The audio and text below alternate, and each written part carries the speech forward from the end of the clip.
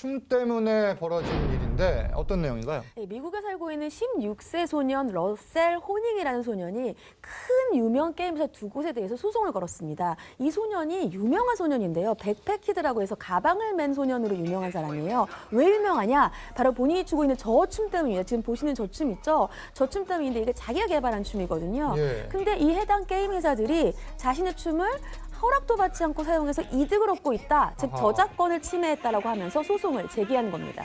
화면에 나온 이 춤에 대한 권리를 주장했다 이건데 어떻게 만들어진 겁니까? 저거를 저 소년이 스스로 개발했다고 하는데 지금 보신 것처럼 이제 팔을 양쪽으로 왔다 갔다 하잖아요. 예. 저 춤 이름을 플로스 댄스라고 붙였답니다. 플로스가 영어로 이제 치실을 가리키는 거예요. 치실할 때 이렇게 왔다 갔다 하지 않습니까? 하잖아요. 예. 그 플러스를 흉내내서 만든 거다라고 주장을 하고 있습니다. 아, 그런데 이 춤이 유명하긴 한가 봐요. 이 소년이 소송을 제기하기 1년 전에 그 2017년에 미국에 굉장히 유명한 SNL이라는 예. 코미디 프로가 있거든요. 이제 우리나라에서도 이제 동종 포맷을 방영하기도 하는데 이 프로에서 가수 케이티 페리의 노래에 맞춰서 이 춤을 선보였는데 이게 인터넷을 통해서 굉장히 인기를 끌었습니다. 이제 우리나라에서도 이제 SNS를 통해서 굉장히 확산이 됐고 특히 이제 젊은 세대들 최근 이제 유행에 민감한 청소년들한테 많이 인기가 있었고 방탄소년단도 미국 예. 프로그램에 출연해서 이 춤을 췄어요. 그래서 많은 가수들이 이 춤을 추는 영상을 이제 SNS에 올려 화제가 된 춤입니다.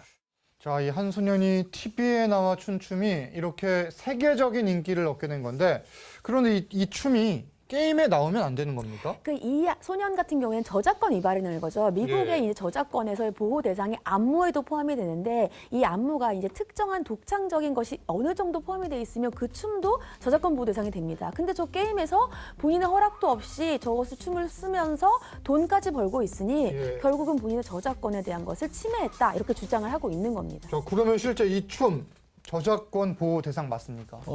따져봐야 돼요. 따져봐야 따져봐야 되는데 된다. 안무라고 하는 것도 분명히 저작권 보호 대상이 될 수는 있는 상황이고 일단 예. 소송을 내면서 부모들 같은 경우는 이제 미성년자니까 우리도 그렇지만 미성년자 직접 소송 못하니까 부모가 소송을 했고 저작권으로 등록이 된 상태는 아니에요. 하지만 저작권이라고 하는 게 꼭 법적으로 등록을 해야만 인정되는 건 아니고 만약에 권리가 있다라고 인정될 수 있다라면 저걸 만드는 순간부터 인정이 되기는 하는 거거든요. 예. 근데 저는 개인적으로 가능성이 높아 보이지는 않습니다. 개인적인 추측을 좀 해주셨는데 뭐 봐야겠죠? 예. 자, 그런데 이 춤 때문에 소송을 제기한 게 이 소년뿐만이 아니라고 해요. 이 두 게임 회사가 이제 다른 예. 사람의 춤을 이제 그 인용을 해서 이제 포즈를 이제 게임 안에 넣은 게 처음이 아니고 실제 소송도 두 건이 더 있었습니다. 이 소년보다 앞서서 미국의 유명 래퍼 투밀리라고 있는데 예. 본인의 이제 또 이런 시그니처 댄스가 있는데 이 춤을 해당 게임에서 마음대로 사용했다면서 게임사 상대로 소송을 제기했고 또 미국의 배우 알폰소 리베이로가 있는데 본인이 출연했던 시트콤에서 본인의 그 상징과도 같았던 칼튼 댄스를 허락 없이 저렇게 그 아하. 게임에 삽입했다라고 해서 이제 소송을 제기해 놓은 상태입니다. 이 소송은 그러면 결과가 나왔습니까? 알폰소 리베이로가 신청한 소송은 결과가 나왔어요. 어떤 결과가 나왔냐면 저작권 신청을 반려했습니다. 예. 저 춤 같은 경우에는 그냥 예를 들면 독창적인 일정한 부분의 내용 안무가 있어야 되는데 단순한 율동이라는 거예요. 그렇기 때문에 창작성이 없어서 춤에 대한 저작권을 인정받을 수 없다라고 판단을 내렸습니다.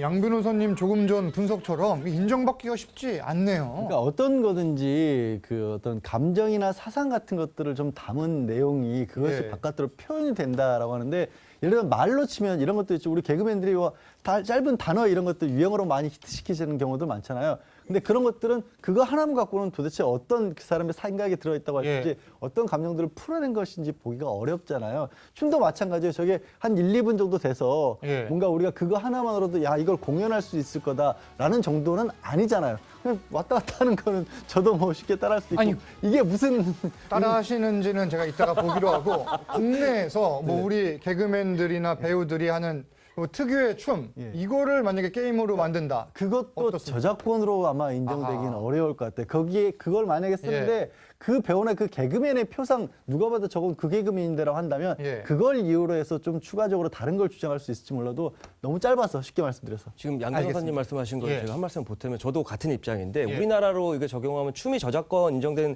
경우가 굉장히 드물고 저작권까지 인정되려면 우리 잘 알고 있는 공연 난타 있죠. 예. 거기 나오는 특유의 동작들이 하나의 예술행위를 구성할 수 있을 정도로 인정이 돼야 되는 거기 때문에 어렵지 않을까 싶습니다. 알겠습니다. 자,